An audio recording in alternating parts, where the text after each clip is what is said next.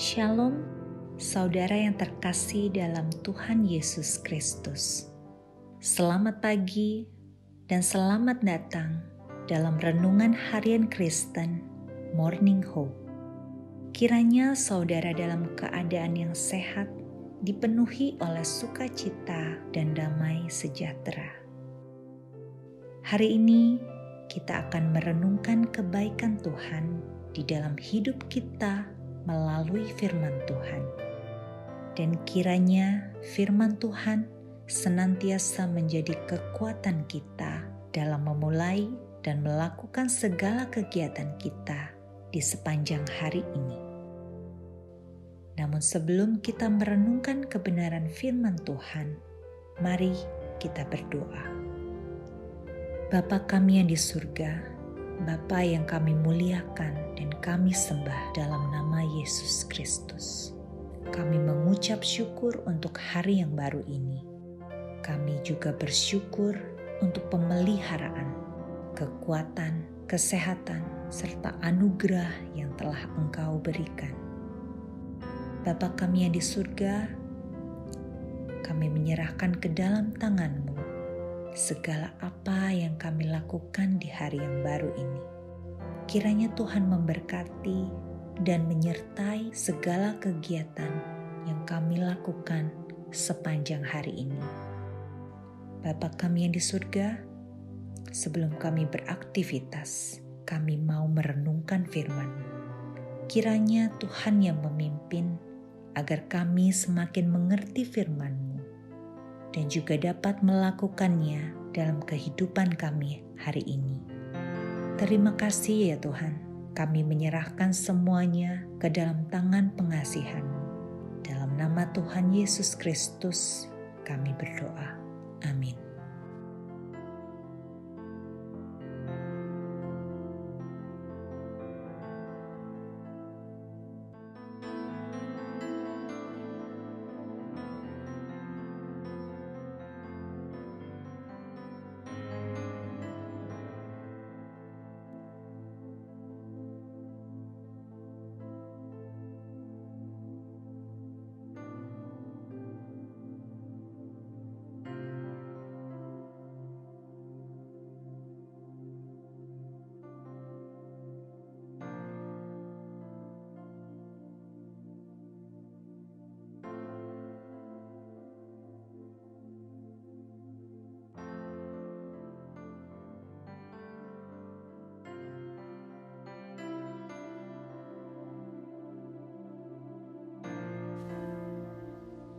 Saudara-saudara yang dikasihi Tuhan, pada saat ini kita tinggal di sebuah negara yang bernama Negara Kesatuan Republik Indonesia.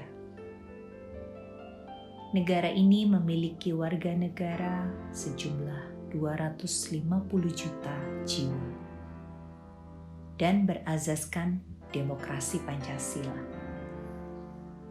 Negara Indonesia dipimpin oleh seorang presiden yang akan dipilih dalam rentang waktu 5 tahun sekali.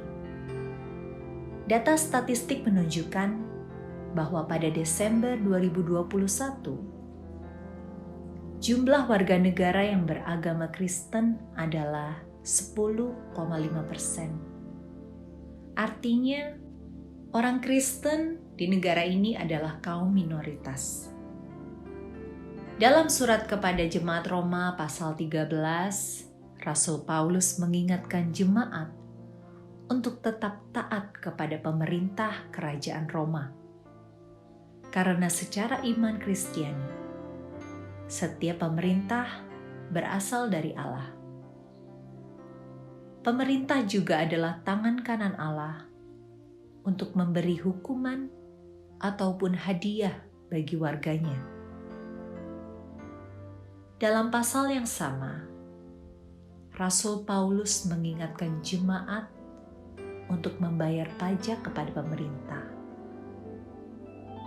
Saudara-saudaraku, dalam perenungan kita hari ini, apakah kita mengetahui situasi sulit yang dihadapi oleh Rasul Paulus pada waktu ia menuliskan nasihat tersebut?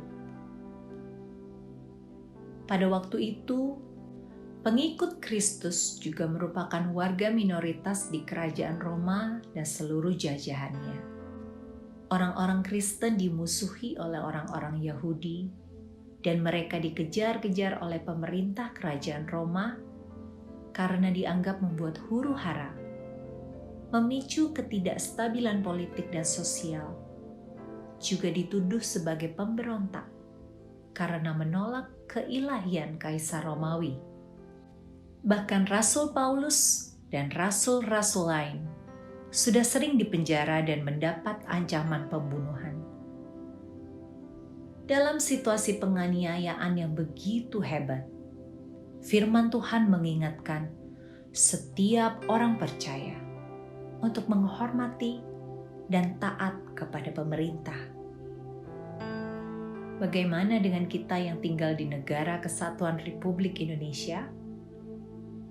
Saudara, jujur sekali, masih sering terjadi penganiayaan kepada orang Kristen dalam bentuk kesulitan untuk membangun gereja atau pada beberapa tempat.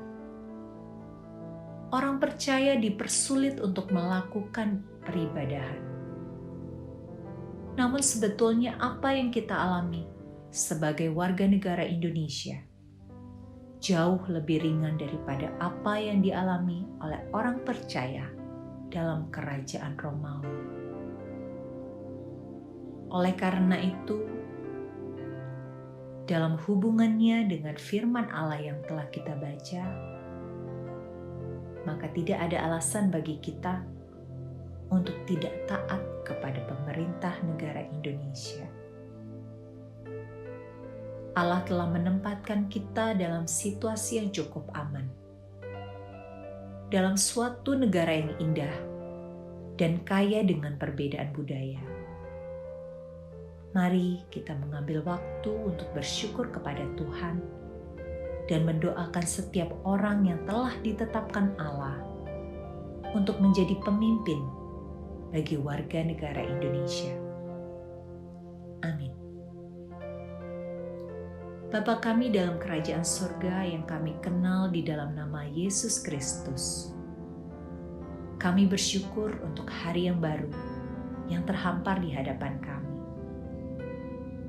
Tolong kami supaya kami dapat menjalani hari ini dengan penuh ketaatan kepada hukum dan pemimpin pemerintahan kami, dan supaya kami dituntun oleh Allah Roh Kudus untuk bersyukur atas segala kebaikan Tuhan, karena kami ditempatkan pada negara yang indah ini. Bapa, kami serahkan satu hari ini ke dalam tangan Tuhan. Berkati kami dan pakailah kami untuk memberkati orang lain. Kiranya lewat kehidupan kami hari ini, nama Tuhan boleh dipermuliakan. Terima kasih Tuhan. Di dalam nama Tuhan Yesus kami telah berdoa. Amin.